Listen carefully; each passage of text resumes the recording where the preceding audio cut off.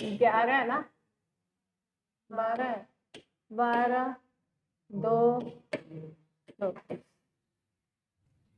ठीक है, यस बेटा, आपका फर्स्ट वर्ड है ट्रस्ट वर्दी। ट्रस्ट वर्दी क्या होता है, ये तो बता ही सकते हो। यस, विश्वसनीय है, भरोसेमंद आदमी को बोला जाता है। ठीक है, ट्रस्ट वर्दी। Second word insipid. बताइए फटाफट, क्या होता है इंसिपिड? इंसिपिड होता है फीका, मतलब जिसमें नून मिर्च ना हो। ठीक है। Third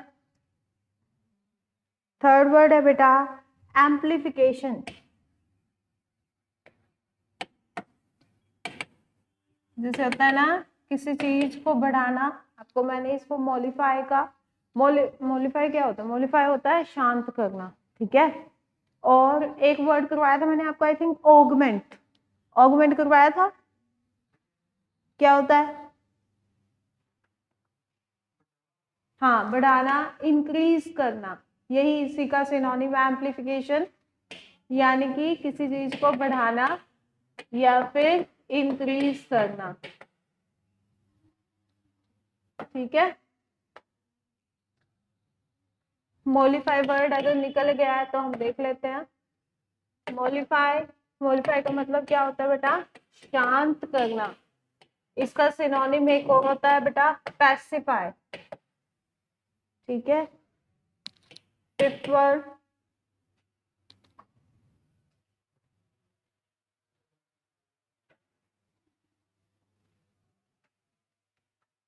commence.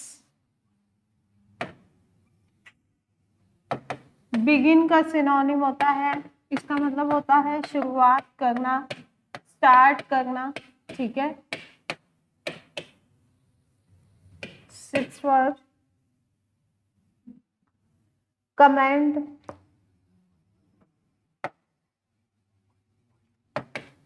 बोलते हैं ना बड़ा कमेंडेबल परफॉर्मेंस, तो कमेंड का मतलब क्या होता है? सराहना, यानी किसी की प्रशंसा करना। ठीक है, वर्ब है ये।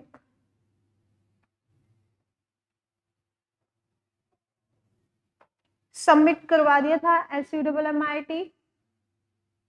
समिट मतलब कि शिखर। ठीक है, अपेक्स का सिनोनिम है ये। सर्वेलेंस, सर्वेलेंस क्या होता है? बताया भी था, पूनम हॉस्पिटल में लिखा हुआ है। क्या होता है? निगरानी। चेक करा है, लिखा हुआ है, चेक करके आना था ना। Next tacit. टेसिट क्या होता है? अल्पभाषी, जो कम बोले। ठीक है। टेम, TAME, टेम क्या होता है? शांत। ठीक है, शांत को बोला जाता है टर्मिनेट। टर्मिनेट करवा दिया ये वर्ड, टर्मिनेट। पीछे देख के नहीं याद आएगा, ढूंढते रह जाओगे, फ्री इडियट वाला काम ना करो। टर्मिनेट यानी किसी चीज को बर्खास्त कर देना, कह देना बस खत्म।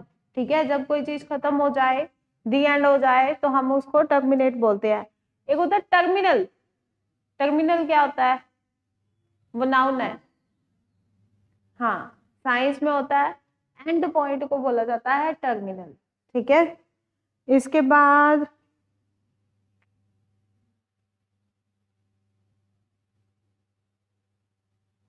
टेस्टिमनी, ये नहीं करवाया word, testimony. Testimony, testimonial word ज्यादा आता है। ठीक है, इसका मतलब होता है गवाही, प्रूफ देना। TES, test, IMONY।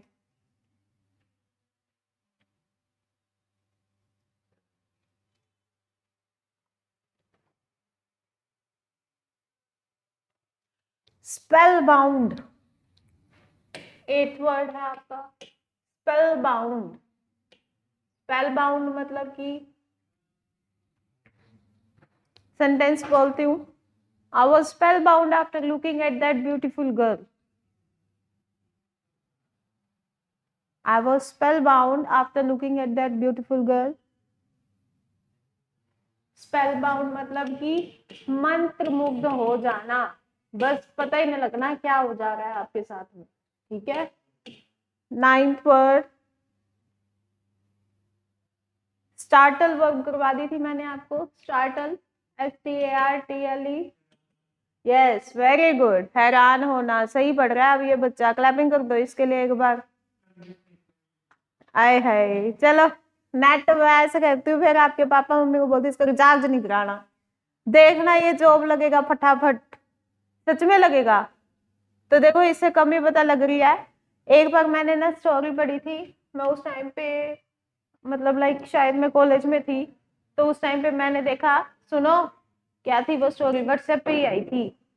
उसमें था कि भी एक बच्चा, एक जैसे मतलब पंछी का परिवार होता है, ठीक है, तो उसकी माँ, उस एक छोटा बच्चा होता है, तो उसकी माँ उसको कहती है कि भी इस टहनी पे नहीं बैठना, ये टहनी जो है ना वीक है, इस पे बैठेगा तू गिर जाएगा, ठीक है, तो कभी ना कभी तो गिरेगी वो टहनी।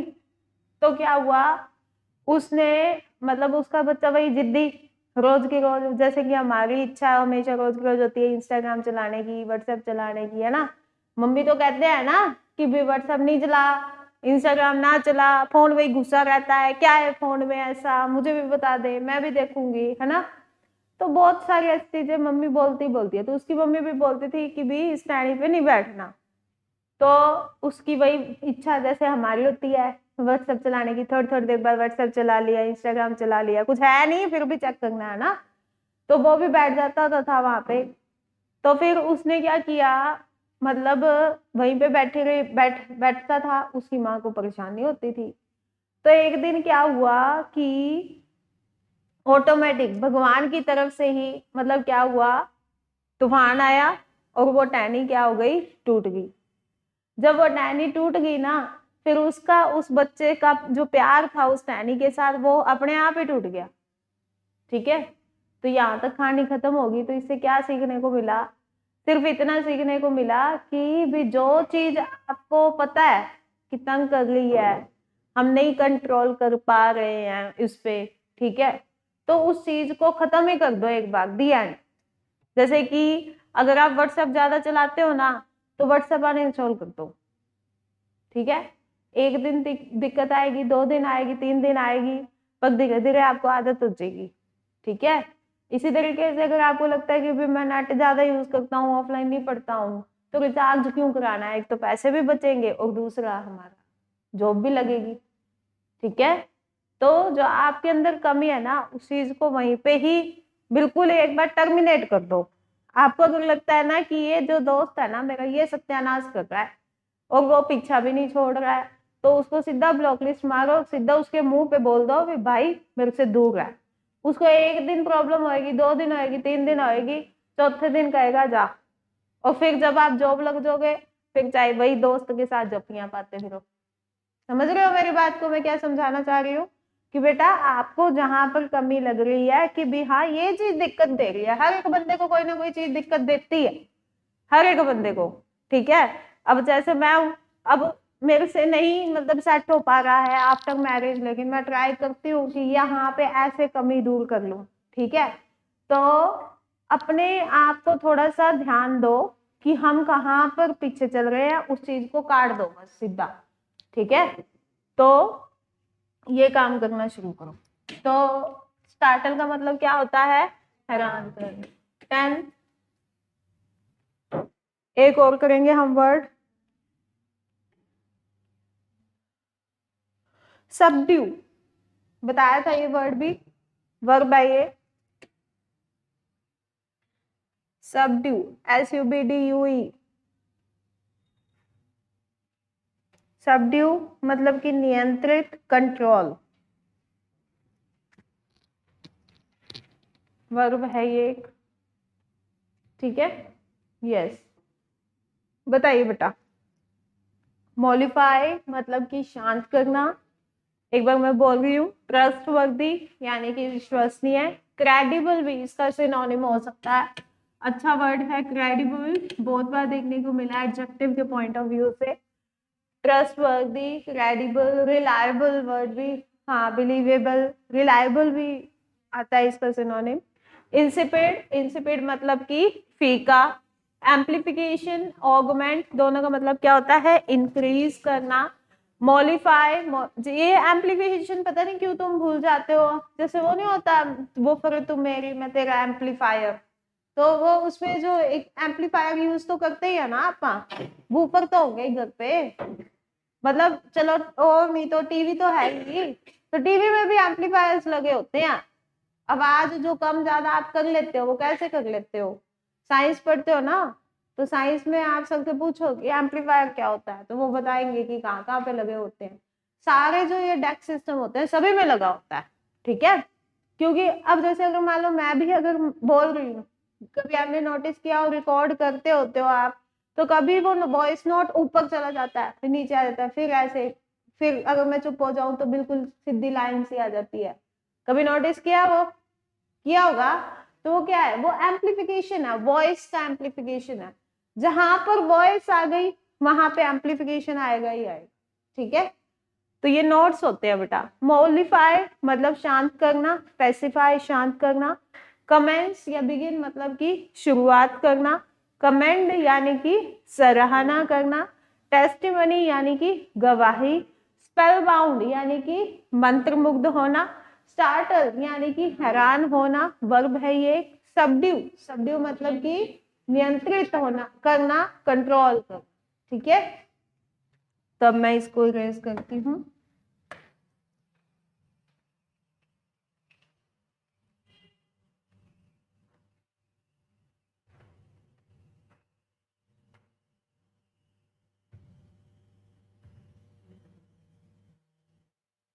यस बेटा।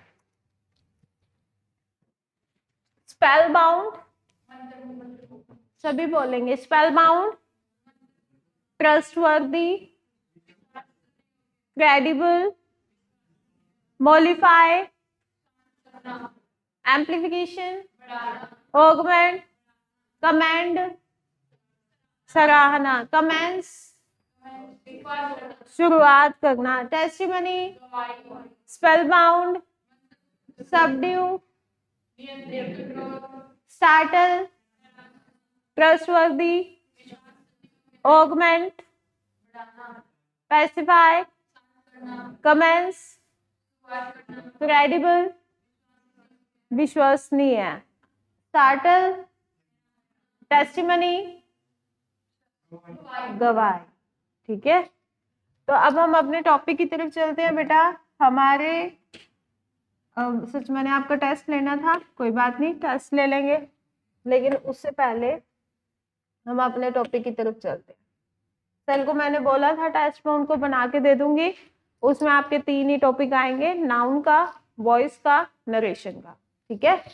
और अगर ये टेस्ट वेंसडे के बाद में हुआ तो फिर सब्जेक्ट वर्ब एग्रीमेंट, ठीक है। 4 टॉपिक हो जाएंगे। अगर ये पहले हो गया तो फिर ये होंगे आपके 3 टॉपिक, नाउन, वॉइस और नरेशन, ठीक है। यस बेटा। आपके सामने एक बहुत ही सिंपल सा टॉपिक दिया हुआ है, वो क्या है, सब्जेक्ट वर्ब एग्रीमेंट। ये टॉपिक जितना सिंपल है उतना ही ज्यादा इसमें टेढ़ापन है। कैसे, देखिए बेटा, हमने हमेशा जो है ना एक ही चीज सीखी है कि बॉय जो है सिंगुलर है, सिंगुलर के साथ में हम हेल्पिंग वर्ब भी क्या लगाएंगे, सिंगुलर, ठीक है। इसी तरीके से अगर बॉयज बन जाता है, प्लूरल बन जाता है, तो उसके साथ में हेल्पिंग वर्ब भी हम क्या लगाएंगे बेटा, प्लूरल, है ना। यही सीखा है। बॉय के साथ में इज लगाओगे या आर लगाओगे, इज लगाओगे ऑफ कोर्स। अगर गर्ल्स आ जाएगा तो क्या लगाओगे, आर, है ना। हमने यही सीखा है कि सिंगुलर के साथ में सिंगुलर हेल्पिंग वर्ब यूज करनी है, प्लूरल के साथ में प्लूरल हेल्पिंग वर्ब यूज करनी है, ऐसा ही सीखा है। अब यही अगर मान लो मुझे वर्ब की फर्स्ट फॉर्म ऐसे एस यूज करनी है, अगर बॉय लिखा हुआ है तो मैं साथ में क्या यूज करूंगी, वर्ब की फर्स्ट फॉर्म ऐसे एस यूज करूंगी या सिंपल वर्ब की फर्स्ट फॉर्म यूज करूंगी। बॉय के साथ में क्या लगेगा, प्ले या प्लेस, प्लेस, और बॉयज के साथ में क्या लगेगा, प्ले। ठीक है, तो नॉर्मल सी बात है, वही चीज यहाँ पर है, आपके सामने जो टॉपिक है ना वो साफ साफ ये बता रहा है सब्जेक्ट है और वर्ब है। वर्ब क्या होगी, या तो हेल्पिंग वर्ब होएगी या फिर मेन वर्ब होएगी। सब्जेक्ट तो सेम टू सेम वही होएगा, हु, है ना। देखो बेटा, आप जब भी हेल्पिंग वर्ब लगाते हो तो सब्जेक्ट को ही मैटर करते हो, कभी आपने ऑब्जेक्ट को नहीं देखा। जैसे कि अगर मान लो मैंने लिखा आई एम रीडिंग बुक्स, और एक मैंने लिखा आई एम रीडिंग बुक, ठीक है, दोनों में कहां पे फर्क है, इस ऑब्जेक्ट में फर्क है ना। Who is reading the book, I, उसकी वजह से, आई की वजह से यहाँ पे क्या लग गया बेटा, एम। फिर वर्ब की फर्स्ट फॉर्म आईएनजी है, ये हमारे पास प्रेजेंट कॉन्टिन्यूअस टेंस है, इसमें भी कॉन्टिन्यूअस टेंस है। व्हाट इज बीइंग रीडन, क्या पढ़ा जा रहा है, रीड क्या पढ़ा जा रहा है, बुक पढ़ा जा रहा है। यहाँ पे क्या पढ़ी जा रही है बेटा, बुक्स पढ़ी जा रही है। ये हमारे पास में क्या है, ऑब्जेक्ट। हमने ये जो एम लगाया, क्या हमने इस बुक की वजह से लगाया, नहीं लगाया ना। अगर मैं आई की जगह पे ही कर देती हूँ तो यहाँ पे मैं क्या लगाऊंगी, इज। अगर मैं यहाँ पे दे कर देती हूँ तो यहाँ पे क्या लगाऊंगी मैं, आर, है ना। नॉर्मल सी बात है, इस बुक या बुक्स की वजह से हमें कोई फर्क नहीं पड़ रहा, मतलब कि हमें ऑब्जेक्ट से कोई फर्क नहीं पड़ता। हमारी जो वर्ब आती है वो हमेशा किसकी वजह से आती है बेटा, सब्जेक्ट की वजह। ठीक है, तो अब लेकिन क्या होता है कि कुछ एक हमारे पास ऐसे सब्जेक्ट्स आ जाते हैं जो हमारे को दिक्कत क्रिएट कर देते हैं। वो लगते तो है कि सिंगुलर, कि इज लगा दो, है ना। जैसे आप लगने वाली जो इंग्लिश करते हो ना, उसके अकॉर्डिंग वो लगेगा आपको कि भी हाँ भाई यहाँ पे तो स्टूडेंट है तो स्टूडेंट के साथ में इज लगा देते हैं, है ना। यहाँ पे तो क्लास है, क्लास के अकॉर्डिंग यहाँ इज लगा देते हैं। लेकिन कुछ एक रूल्स ऐसे होते हैं जो कहता है कि चाहे वो सिंगुलर है लेकिन फिर भी हम उसके साथ में जो हेल्पिंग वर्ब लगाएंगे वो कौन सी लगाएंगे, प्लूरल। अब ये तो आपको साफ साफ पता लग रहा है कि आई लगाया हुआ, आई की वजह से हमने यहाँ पे क्या लगा दिया बेटा, एम। लेकिन यही अगर मान लो ऐसे होता, he and they dash reading the book. अब ही क्या कहता है, मेरे साथ क्या लगाओ, इज, और दे क्या कहता है, मेरे साथ में क्या लगाओ। अब मैं क्या लगाऊं, प्रॉब्लम होगी ना।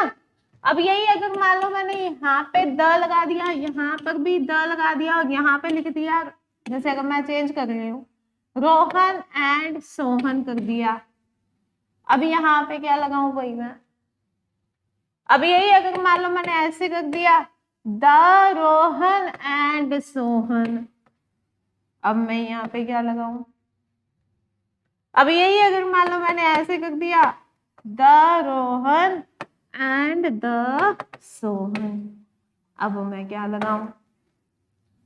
प्रॉब्लम आ रही है ना, कहाँ पे इज लगेगी, कहाँ पे आर लगेगा, क्या करें हम। अगर मैं ये एंड हटा देती हूँ, इसकी जगह पे मैं यहाँ पे और लगा देती हूँ तो फिर मैं क्या लगाऊंगी, ठीक है। या मैं इधर और लगा देती हूँ तो क्या लगाऊंगी, निदर नॉर लगा देती हूँ तो क्या लगा देती हूँ, ठीक है। नॉट बट ऑल्सो का रूल फॉलो कर देती हूँ तो क्या लगाऊंगी। बस यही नोटिस करना हमने, ठीक है, कि हमारे को सिंपल में कोई प्रॉब्लम नहीं होती। ही के साथ क्या लगाना है, इज, नॉर्मल सी बात है। दे के साथ क्या लगाना है हमने, आर। लेकिन अगर ऐसे कोई सीन आ जाते हैं तो हमारे को पर्टिकुलर रूल ही फॉलो करने पड़ते हैं। वही रूल ही हम देखेंगे कि किसके अकॉर्डिंग हमें हेल्पिंग वर्ब लगानी है। समझ पा रहे हो हम इस टॉपिक में क्या पढ़ेंगे। हम इस टॉपिक में सिर्फ और सिर्फ दो चीजों के ऊपर ध्यान देंगे, एक सब्जेक्ट के ऊपर और एक वर्ब के ऊपर, ठीक है। अगर सब्जेक्ट जो है जो रूल कह रहा होगा उसी एग्रीमेंट के अकॉर्डिंग ही हम वहां पे क्या लगा देंगे बेटा, हेल्पिंग वर्ब। इसको पढ़ते हैं हम। क्या कह रखा है इन्होंने कह रखा है बेटा, in sentence a verb must agree with its object. एक वाक्य में एक वर्ब और सब्जेक्ट के बीच में सहमति आवश्यक है। नॉर्मल सी बात है कि अगर सब्जेक्ट सिंगुलर है तो हेल्पिंग वर्ब भी कौन सी लगाओ, सिंगुलर।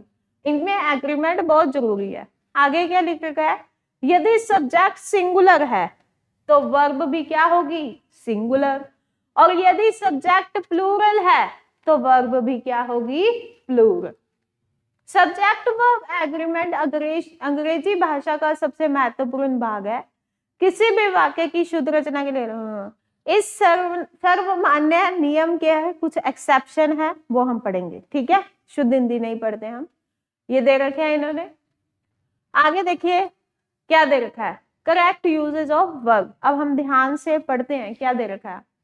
एंड द्वारा जोड़े गए, पढ़ो इसको, क्या दे रखा है, एंड द्वारा जोड़े गए दो सिंगुलर काउंटेबल नाउन्स के साथ प्लूरल वर्ब का यूज होता है। क्या बोल रखा है, एंड द्वारा जुड़े हुए हैं और दो सिंगुलर क्या है, countable nouns. Singular countable nouns. Countable noun क्या होता है, जो काउंटेबल हो, जिसकी प्लूरल फॉर्म बन जाए, ठीक है। टीचर की प्लूरल फॉर्म क्या बनेगी, टीचर्स। तो ये कौन सा नाउन है हमारे पास में, काउंटेबल। वाटर की प्लूरल फॉर्म बन जाएगी वाटर्स, लेकिन उसका मीनिंग क्या हो जाएगा, चेंज, सोर्स बन जाता है, तो इसीलिए वो क्या है, अनकाउंटेबल नाउन। तो इन्होंने क्या रखा है कि अगर ये दोनों नाउन, दो काउंटेबल नाउन किससे जुड़े हुए हैं, एंड से। किससे जुड़े हुए हैं बेटा, एंड से, तो फिर ये रहा एंड, तो फिर किसका यूज करते हैं हम, प्लूरल वर्ब का प्रयोग करते हैं। जैसे कि लिखा हुआ है बैट्समैन, और यहाँ पे क्या लिखा हुआ है बेटा, बॉलर। बैट्समैन और बॉलर दोनों के प्लूरल फॉर्म बनते हैं, और इसके साथ में हेल्पिंग वर्ब कौन सी लगा रखी है बेटा, आर। ध्यान दीजिए, मैं आपको सीधा सीधा साफ साफ बता देती हूँ कि अगर आपके पास में दो नाउन है, जैसे कि अगर मान लो मैंने एक ले लिया सिंगर और एक मैंने ले लिया बेटा टीचर, इन दोनों को मुझे अलग अलग करना है, ठीक है। अब कुछ नहीं है इसमें, तो प्लूरल हेल्पिंग वर्ब भी लगाओगे आप। अगर मान लो मैंने यहाँ पे लिख दिया द सिंगर, या फिर मैंने लिख दिया अ सिंगर, कुछ भी मैंने लिख दिया, अब मैंने इन दोनों को क्या कर दिया बेटा, इकट्ठा।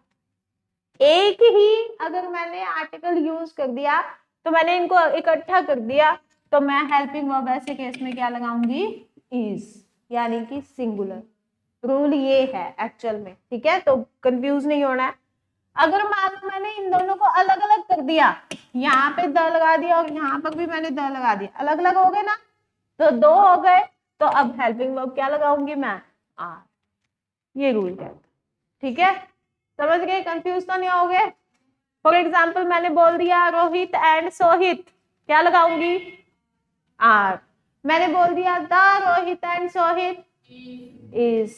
मैंने बोल दिया the Rohit and the Sohit, are. समझ गए, यस। आगे चलते हैं हम। आगे क्या कह रहा है, यदि दोनों नाउन में एक ही नाउन से पहले आर्टिकल का प्रयोग होता है तो एक ही व्यक्ति का बोध होता है, सिंगुलर यूज होगा। जैसे कि दे रखा है इन्होंने बेटा बैट्समैन एंड यहाँ पे क्या दे रखा है, बॉलर। आर्टिकल तो एक से पहले ही लगा रखा है ना, एक ही बना दिया ना अब इनको, इसीलिए हेल्पिंग वर्ब क्या लगी हमारे पास में, इज। टीचर एंड सिंगर, यहाँ पे क्या लगा रखा है, ए। अलग अलग तो नहीं लगा रखा, एक के साथ ही लगा रखा है ना, इसलिए यहाँ पे क्या लगा रखा है, इज। समझ गए ये रूल, किस किस को समझ आ गया, raise your hand, hands down, ठीक है। आगे चलते हैं हम। अगला क्या कहता है, अभी किससे जुड़े हुए थे वो, एंड से। आगे देखिए, in addition to, besides, as well as, with, along with, together with, like, unlike, and not, except के द्वारा जब दो सब्जेक्ट्स को जोड़ा जाता है तो वर्ब का प्रयोग पहले सब्जेक्ट के अनुसार किया जाता है। देखिए बेटा क्या लिख रखा है, इन एडिशन टू, मतलब कि इसके साथ साथ, बिसाइड्स, ये भी आपको पता है इसके अलावा, as well as, with, along with, together with, like, unlike and not, except. ठीक है, अगर ये वर्ड हमारे को मिल जाते हैं तो हमने क्या देखना है, सिर्फ और सिर्फ पहले वाला सब्जेक्ट देखना है। देखिए बेटा, द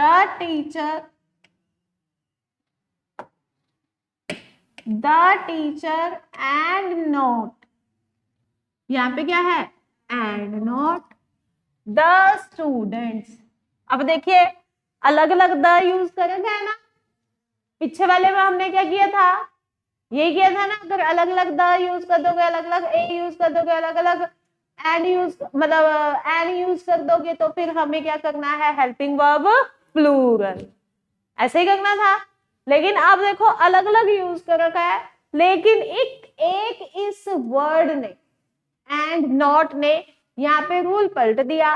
कैसे रूल पलट दिया, कि हमें किसके अकॉर्डिंग चलना है, फर्स्ट वाले सब्जेक्ट के अकॉर्डिंग। यहाँ पे टीचर सिंगुलर है ना, इसीलिए यहाँ पे हेल्पिंग वर्ब क्या आई है, सिंगुलर। अगर यहाँ पे होता टीचर्स तो यहाँ पे इसकी जगह पे क्या हो जाता बेटा, समझ गए।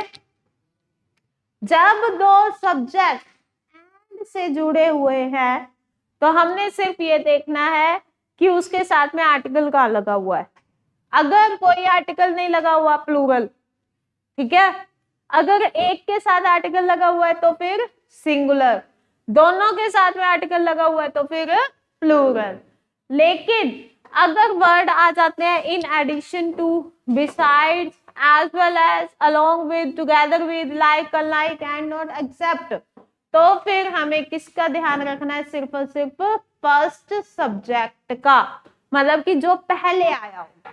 यहाँ पे क्या पहले आया है, टीचर, इसीलिए हेल्पिंग वर्ब क्या लगी है, इज। अब देखिए आगे, द कैप्टन, और यहाँ पे क्या है, द प्लेयर्स, दोनों के आगे क्या है, आर्टिकल द। एंड से जुड़े होते तो क्या लगाते हैं हम, आर लगा देते। लेकिन अब ये किससे जुड़े हुए हैं, एज वेल एज से। एज वेल एज यहाँ पे ऊपर है कहीं, ये रहा, एज वेल एज। अब किसका ध्यान देना है, फर्स्ट वाले का या सेकंड वाले का, फर्स्ट वाले का। ये रहा कैप्टन, और कैप्टन सिंगुलर है, इसलिए यहाँ पे हेल्पिंग वर्ब क्या लगी है बेटा, हैज। अगर यहाँ पे होता कैप्टन्स तो यहाँ पे क्या बन जाता, हैज।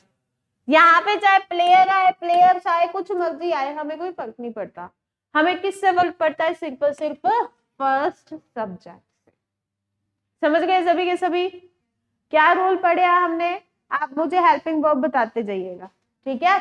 अगर मान लो मैंने बोल दिया रितिका एंड गीतिका, क्या बनाऊं, are. The Ritika and the Geetika, the Ritika and Geetika, the Ritika as well as Geetika, is लगेगा, ओके। अगर मान लो मैंने बोल दिया boys in addition to the girls, तब क्या लगेगा, आर, ठीक है। अगर मान लो मैंने बोल दिया टीचर्स बिसाइड्स स्टूडेंट, तब क्या लगेगा, are. The teacher and the students, तब क्या लगेगा, इज। क्यों, क्योंकि मैंने सिर्फ और सिर्फ किसके आगे आर्टिकल यूज किया है, टीचर के आगे। आगे चलते हैं, मैंने मान लो बोल दिया the teacher and the students, confuse क्यों हो रहे हो, अलग अलग बोला है, अलग अलग आर्टिकल द बोला ना, है ना, तो क्या लगेगा, आर। आगे मैंने बोल दिया the teacher together with the students, तब क्या लगेगा, इज। क्योंकि कोई फर्क नहीं पड़ता कि बाद में हमारे पास में प्लूरल है या सिंगुलर, हमें सिर्फ और सिर्फ पहले वाले सब्जेक्ट को देखना है। अगर ये वर्ड आ जाते हैं in addition to, besides, as well as, with, along with, together with, like, unlike, not और एक्सेप्ट। रूल क्लियर हो गए सभी को, किसी को कोई डाउट है तो पूछ ले, अभी भी आगे चलने से पहले पूछ लो। अभी हो गया क्लियर? ओके, आगे चलते हैं। अगला रूल क्या कहता है, जब कोई प्लूरल नाउन किसी निश्चित अमाउंट यानी कि डेफिनेट कोई भी हमारे पास नंबर होगा, डिस्टेंस या टाइम को एक इकाई के रूप में व्यक्त करे तो सिंगुलर वर्ब का प्रयोग होता है। देखिए बेटा, बात इतनी सी है कि हमारे पास में जो ना यूनिट ऑफ मेजरमेंट है, रूल पता है क्या है, मैं मेरी लैंग्वेज में बता रही हूँ। जो यूनिट ऑफ मेजरमेंट होते हैं, यूनिट ऑफ मेजरमेंट क्या होता है, मैथ में एक चैप्टर पढ़ा होगा मेजरमेंट का, छोटे बच्चे थे जब, तब सेंटीमीटर, डेसीमीटर, मिलीमीटर कुछ सीखा होगा, तो वो होते हैं यूनिट ऑफ मेजरमेंट। मतलब जब आपके पास आ जाए किलोग्राम, ग्राम, मिलीलीटर, लीटर, किलोलीटर, ये सब किलोग्राम, ये सब आ जाए, तो हमेशा जो हेल्पिंग वर्ब लगाओ वो कौन सी लगाओ बेटा, सिंगुलर, क्योंकि यूनिट ऑफ मेजरमेंट हमेशा क्या होते हैं बेटा, सिंगुलर। आप किलोमीटर लगा रहे हो, ठीक है, चाहे 5 लगाओ, चाहे 10 लगाओ, चाहे पीछे किलोमीटर्स लगाओ, लेकिन उसके साथ में जो हेल्पिंग वर्ब लगेगी वो कौन सी लगाएगी, सिंगुलर। ये रूल है, ठीक है। जैसे कि यहाँ पे लिख रखा है बेटा 500 माइल्स, मील आ गया ना, माइल्स बोलते हैं इंग्लिश में, इज अ लॉन्ग डिस्टेंस। अब माइल्स देखने में क्या लग रहा है, प्लूरल, तो प्लूरल हेल्पिंग वर्ब आनी चाहिए ना, लेकिन ये एक यूनिट ऑफ मेजरमेंट है और यूनिट ऑफ मेजरमेंट हमेशा किस में आती है बेटा, सिंगुलर। बस ये रूल है, ठीक है। चाहे यहाँ पे कुछ मर्जी लिखा हो, किलोग्राम्स लिखा हो प्लूरल में, हमने हेल्पिंग वर्ब कौन सी लगानी है, सिंगुलर, ये रूल है, ठीक है।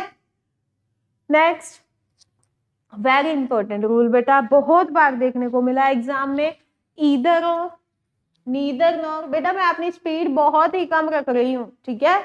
ईदर और, neither nor, not only but also, ये तो चाहे नींद में भी पूछ लेना आपसे रूल, तो भी याद होना चाहिए, इंपॉर्टेंट ही बहुत ज्यादा है ये रूल, ठीक है। क्या है, ईदर और, neither nor, not only but also के द्वारा जब दो सब्जेक्ट्स को जोड़ा जाता है तो वर्ब का प्रयोग उसके निकट वाले सब्जेक्ट के अनुसार किया जाता है। अभी तक हमने क्या सीखा, हमने सिर्फ और सिर्फ ये सीखा कि अगर मान लो कि ए और बी अगर दो हमारे पास में सब्जेक्ट्स हैं, तो हम यहाँ पे क्या लगाएंगे बेटा, बताओ, यहाँ पे लगाएंगे हम आर। क्या करूं, यहाँ पे मैं क्या लगाऊंगी, आर। अगर मान लो ऐसे कर देती हूँ द एंड बी, तो मैं यहाँ पे क्या लगाऊंगी, इज। अगर मान लो मैं लगा देती हूँ the A and the B, तो यहाँ पे क्या लगेगा बेटा, आर। फिर उसके बाद हमने वो वाले सारे के सारे रूल्स किए, चाहे आ जाए द ए, फिर बीच में वो सारे के सारे वर्ड्स, चाहे as well as, along with, in addition to, except, besides with, like, unlike, ठीक है। अगर ये वर्ड्स आ जाते हैं और आ जाता है द बी, तो हम हेल्पिंग वर्ब किसके अकॉर्डिंग लगाएंगे, फर्स्ट पर्सन के अकॉर्डिंग। अगर ये सिंगुलर है तो हेल्पिंग वर्ब भी क्या लगेगी, सिंगुलर। ये प्लूरल है तो हेल्पिंग वर्ब भी प्लूरल। अब बात क्या आती है कि अगर दो हमारे पास में सब्जेक्ट हैं और दोनों सब्जेक्ट किससे जुड़े हुए हैं बेटा, ईदर और से, नीदर नॉर से, नॉट ओनली बट ऑल्सो से, इन तीनों में से किसी से भी जुड़े हुए हैं, तो हमने सेकंड वाले के अकॉर्डिंग चलना है।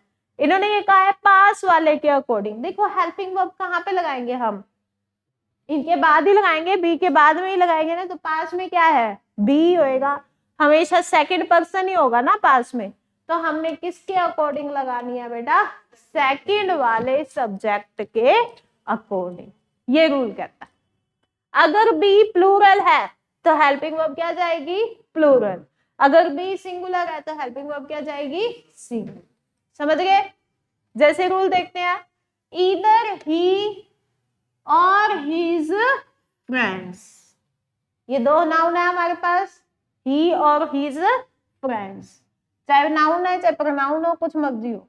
यहाँ पे क्या यूज कर रखा है, ईदर, यहाँ पे क्या यूज कर रखा है, और। आ गया ईदर और का पेयर, आ गया ना।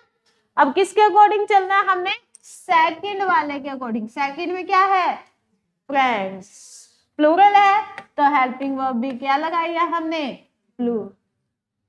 अगर यहाँ पे फ्रेंड्स की जगह पे होता फ्रेंड तो हम हैव लगाते, हम क्या लगा देते, हैज। समझ गए। आगे चलते हैं, एक और देख लेते हैं। Neither the chairs nor the table, the chairs, the table. ठीक है, अब इसमें क्या है, किसके साथ में चले हम, नीदर नॉर। इन दोनों में एक ये पेयर यूज हो गया, नीदर नॉर। और हमने पास वाला देखना है, मतलब सेकंड वाला ऑब्जेक्ट देखना है। सेकंड वाला क्या है, टेबल। टेबल क्या है, सिंगुलर, तो इसलिए यहाँ पे क्या लगा है बेटा, इज। अगर टेबल्स होता तो क्या लगता है, आर। चेयर से कोई मतलब नहीं है, ठीक है। अगर ऐसे होता the chairs as well as table, तब फिर क्या लगाते, तब हमने देखा बीच में किससे जुड़े हुए हैं ये, एज वेल एज से। जब एज वेल एज से जुड़े हुए हैं तो फिर फर्स्ट वाला देखना है। फर्स्ट वाले में क्या है, ये प्लूरल, तो इसीलिए हम क्या लगा देते, आर। समझ गए, किसी को कोई कंफ्यूजन तो नहीं हो रही, क्लियर है, वेरी गुड। आगे चलते हैं हम।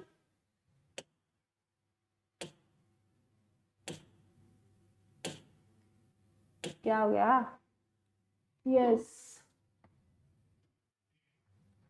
ये है क्या, बीच में कुछ और भी होना चाहिए।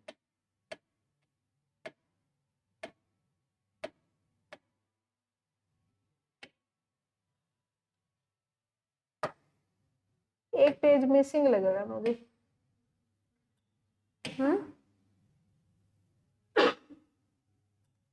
चलो चलो यही देख लेते हैं एक बार, फिर देखेंगे दूसरे।